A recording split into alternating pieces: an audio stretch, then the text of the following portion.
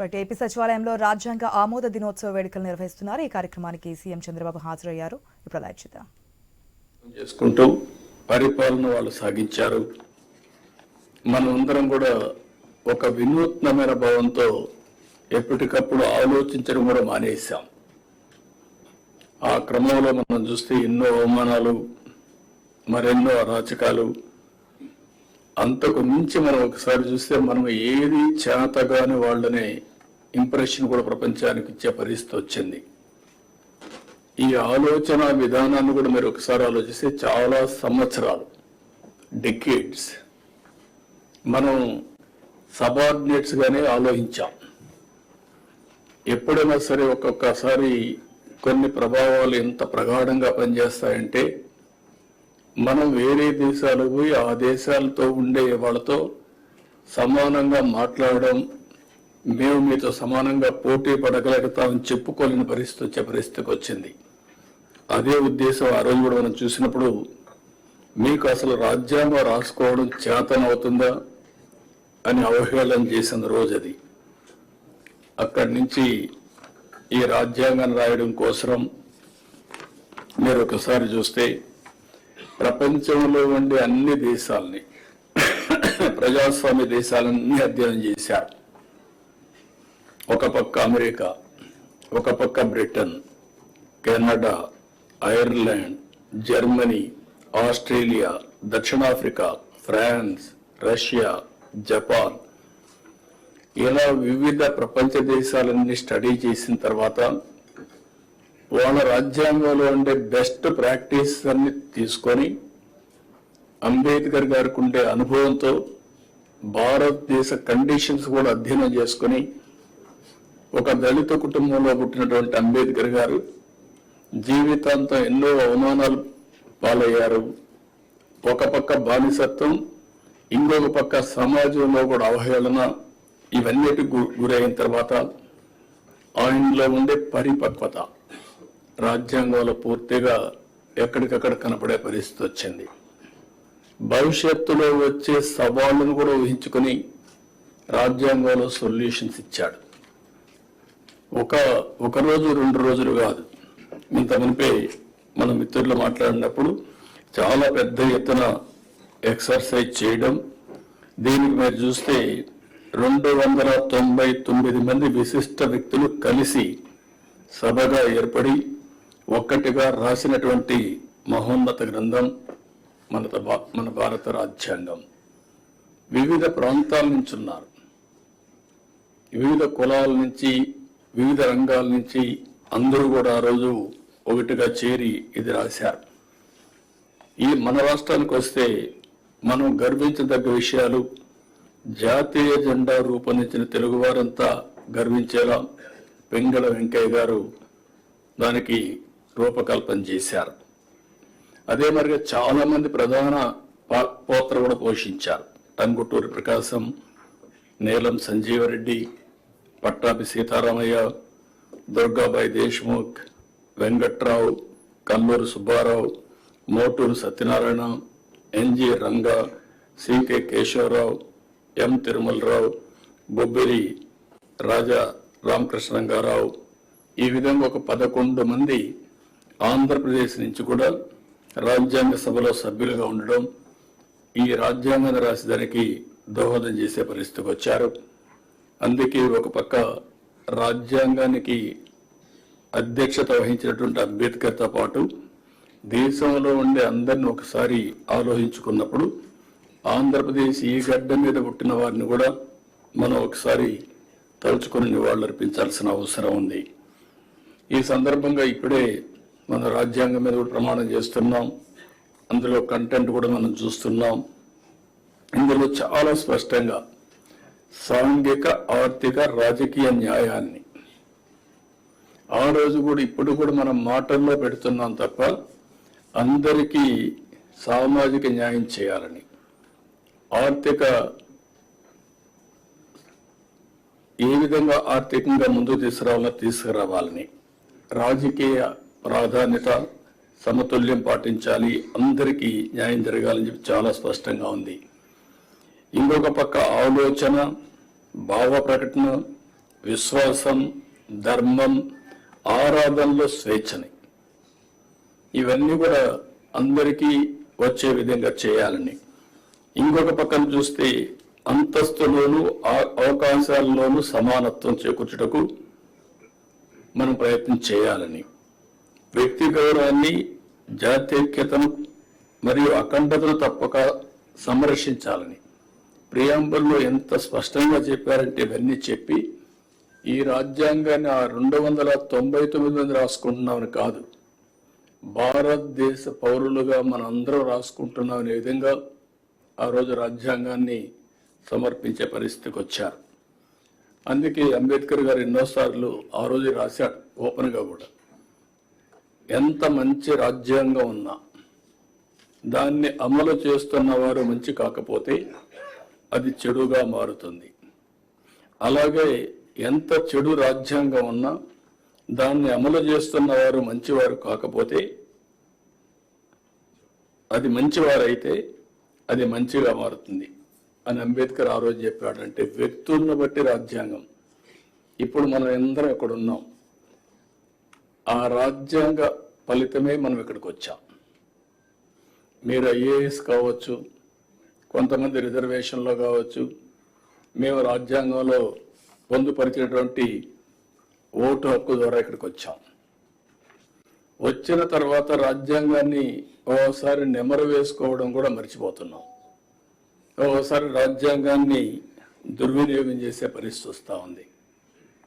కానీ beauty of democracy మనం ఒకసారి చూస్తే, ఓట్ అనేది ఒక పవిత్రమైనటువంటి సైలెంట్ రెవల్యూషన్. ఆ రోజు అంబేద్కర్ గారు ఇచ్చిన ఓటు హక్కు మీరు చూస్తే కొన్ని దేశాల్లో కొన్ని సందర్భాల్లో అందరికీ ఓటు ఇవ్వలేదు. పేదవాళ్ళకు ఓటు కొన్ని దేశాల్లో, పేదవాళ్లే కాకుండా కొన్ని వర్గాలకు కూడా ఓటు ఇవ్వని పరిస్థితి.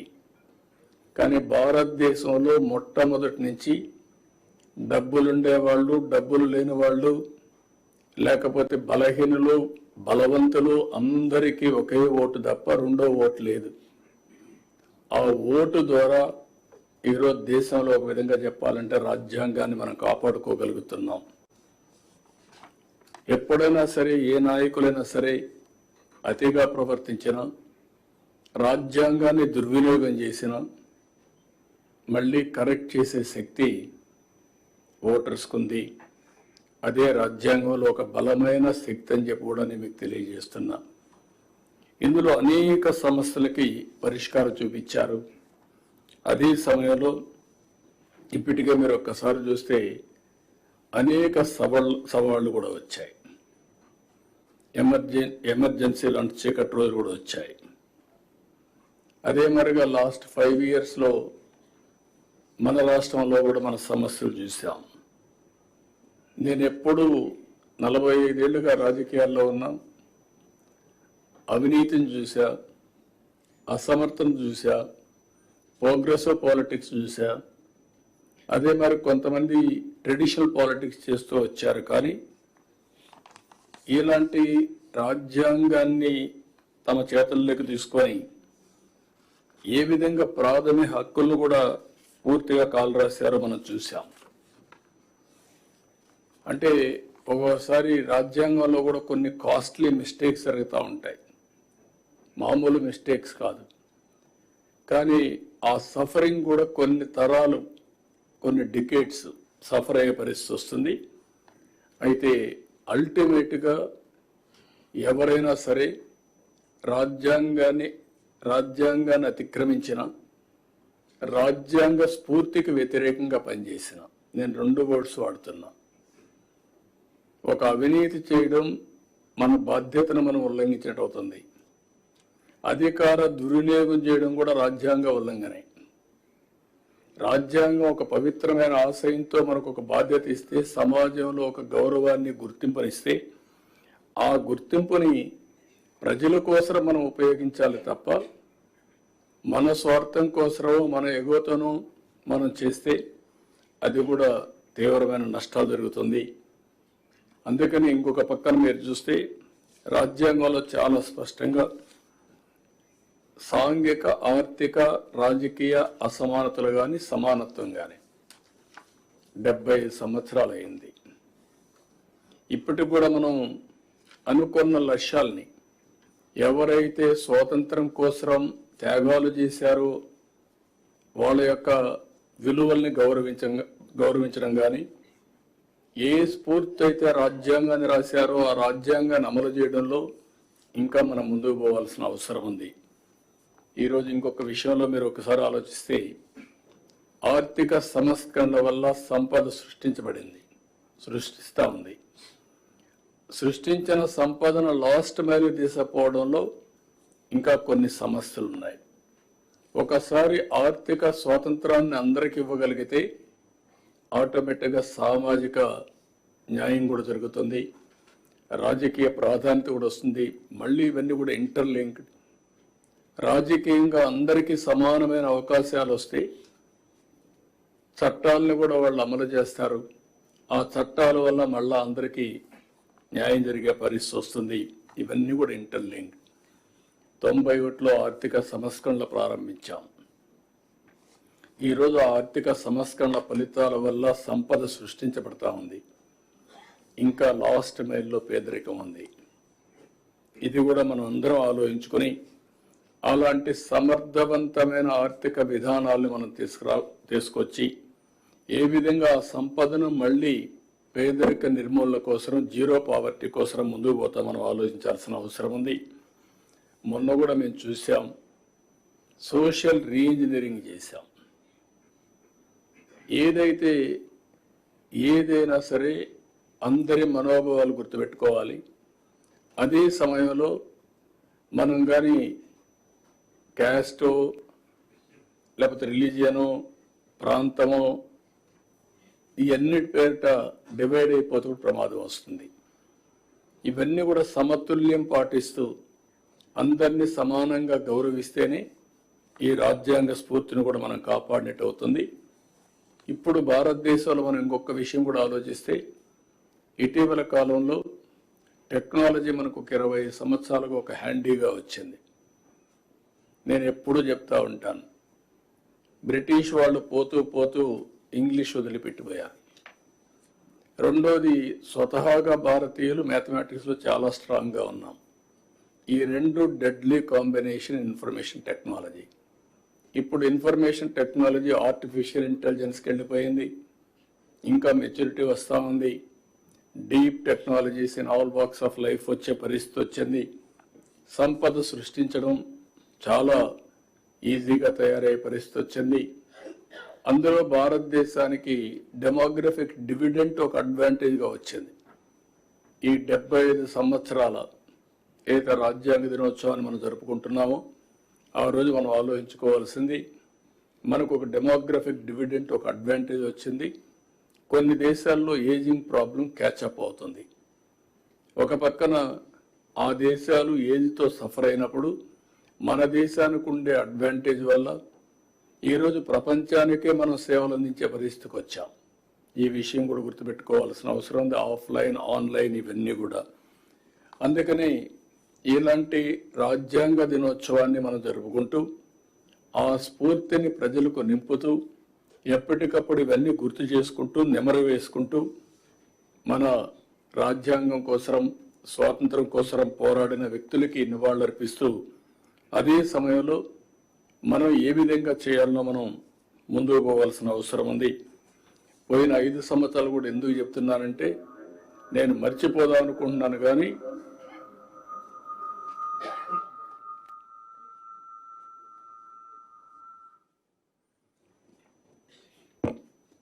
కానీ అందరికీ గుర్తుండాల్సిన అవసరం ఉంది.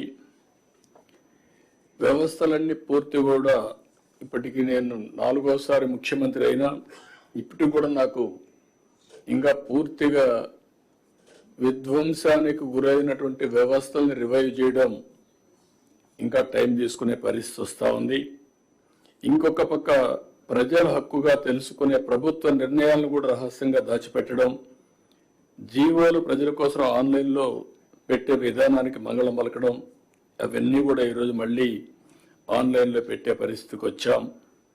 ఇంకొక పక్కన 5 సంవత్సరాల జీవోలు కాకుండా ఇప్పుడు ఇచ్చే జీవోలన్నీ కూడా ఆన్లైన్లో పెట్టి ఒక పారదర్శకతకి పెద్దపేట వేసే విధంగా ముందుకు పోతున్నాం. ఇంకొక పక్కన నేను చాలాసార్లు 45 సంవత్సరాలుగా చూశాను, ఏ వ్యక్తి కూడా ప్రజాస్వామ్యాన్ని గౌరవించకుండా ప్రజాస్వామ్య విలువల్ని హరించే విధంగా పనిచేస్తే ఎక్కువ సమయం లేకుంటే ఎక్కువ కాలం అని కూడా సాధించలేరు. అవి నేను చూశాను. అదే సమయంలో ప్రజల్ని హింసించే శక్తులను కానీ వ్యక్తులను కానీ మనం ఉదాసీనతగా ముందుకు పోయినా దానివల్ల కూడా సమాజానికి చెడు జరుగుతుంది. ఇవన్నీ బ్యాలెన్స్ చేయాల్సిన అవసరం ఉంది. ఒకటే నేను మేమందరూ కూడా విజ్ఞప్తి చేస్తున్నా, ప్రజలందరికీ విజ్ఞప్తి చేస్తున్నా, ప్రజాస్వామ్యాన్ని విశ్వసిద్దాం, రాజ్యాంగాన్ని గౌరవిద్దాం, పూజిద్దాం. ఏ విధైతే ఎవ్వరు కూడా అహంకారంగా మనము లేకుండా అంబేద్కర్ గారు ఆ రోజు ఏదైతే చెప్పారో అలాంటి స్ఫూర్తిని గుర్తుపెట్టుకొని ముందుకు పోవాల్సిన అవసరం ఉంది. అదే సమయంలో ఈరోజు ఏదైతే రాజ్యాంగంలో మనకి ఇచ్చినటువంటి హక్కుల్ని ఎక్కడికక్కడ మరొక్కసారి ప్రతి ఒక్కరు కూడా నెమరు వేసుకోవడమే కాకుండా మీకు తెలిసినంత వరకు దీన్ని పాటిస్తూ 10 మందిని పాటించే విధంగా చైతన్యవంతులు చేయడం కూడా చాలా అవసరం. ఒక్కొక్కసారి తెలుసో తెలియకుండా బాధ్యత కూడా మిస్ అవుతూ ఉంటాం. కానీ రిమైండ్ అనేది కూడా, అందుకనే మీరు చూస్తే నేను రిలీజియన్ కూడా ఎందుకు తీసుకొచ్చానంటే రిలీజియన్ అనేది ఒక నమ్మకం, రాజ్యాంగం అనేది యథార్థం. రాజ్యాంగంలో చేసే పనులు హక్కు వస్తుంది. నమ్మకంతో నేను హిందూయిజం ఆచరిస్తాను, ఆ వారసత్వాన్ని గౌరవిస్తాను, లెగసీ పాటిస్తాను, ఆ లెగసీ కింది వాళ్ళు కూడా అందజేస్తాం. కానీ ఏ కులమైనా, ఏ మతమైనా, ఏ ప్రాంతమైనా రాజ్యాంగాన్ని సరైన స్ఫూర్తితో అమలు చేయగలిగితే తద్వారా మనకు మెరుగైన ఫలితాలు వస్తాయి. రెండోది కూడా సిఎస్ గారు చెప్పినప్పుడు ఇప్పటికే చాలా మార్పులు తీసుకొచ్చాం. ఒక రిటర్న్ కాన్స్టిట్యూషన్లో మార్పులు ఎప్పటికప్పుడు తీసుకొచ్చాం, కానీ ఆ మార్పులన్నీ మెరుగైన ఫలితాల కోసం తీసుకొచ్చిన మార్పులు కాబట్టి ప్రజలు ఆమోదించే పరిస్థితికి వచ్చారు. ఆ ఫలితాలు కానీ దుర్వినియోగం చేసే ఫలితాలు తీసుకొచ్చే సాహసం చేసుంటే మళ్ళీ ఓటు హక్కు ద్వారా వాళ్ళని ఎక్కడికక్కడ నియంత్రణ చేసేవాళ్ళు. ఆ విషయం కూడా మనం గుర్తుపెట్టుకోవాల్సిన అవసరం ఉంది. అందుకని ఈరోజు మనం సమావేశానికి ఉండే మనందరం కొన్ని విజన్ 2047 తయారు చేశాం. ఎగ్జాక్ట్గా 100 years స్వాతంత్రం వచ్చిన రోజు అది. ఆ సంవత్సరానికి 100 సంవత్సరాల స్వాతంత్ర దినమున భారతదేశం ఎక్కడుండాలి, భారతీయులు ఎక్కడుండాలి, తెలుగు వారు ఎక్కడుండాలి, ఆంధ్రప్రదేశ్ ఎక్కడుండాలో నిర్దిష్టమైన లక్ష్యాలు పెట్టుకొని మనం ముందుకు పోతున్నాం. ఇది అసాధ్యం కాదు. అందుకే నేను చాలా స్పష్టంగా అనేకసార్లు చెప్పాను, తెలుగు జాతి ప్రపంచం మొత్తం నెంబర్ 1గా ఉండడానికి అవకాశం ఉంది. యాజ్ ఆన్ టుడే అయితే జూయిష్ ఉన్నారు, వాళ్ళు ఉండేది 1 కోటి జనాభా. ఆంధ్రప్రదేశ్లో ఉండే తెలుగువారు, 2 రాష్ట్రాల్లో ఉండే తెలుగువారు చూస్తే 10 కోట్లు ఉన్నారు. కాబట్టి ప్రపంచంలోనే అగ్రజాతిగా తెలుగు జాతి ఉంటున్నది నా ప్రగాఢమైన విశ్వాసం, నమ్మకం. ఇది జరుగుతుంది, దీంట్లో అనుమానం లేదు. అదే సమయంలో ఆంధ్రప్రదేశ్ రాష్ట్రం కూడా భారతదేశంలో నెంబర్ 1 ఎకానమీగా ఉండాలని, పర్ క్యాపిటల్ ఇన్కంలో నెంబర్ 1 ఉండాలని,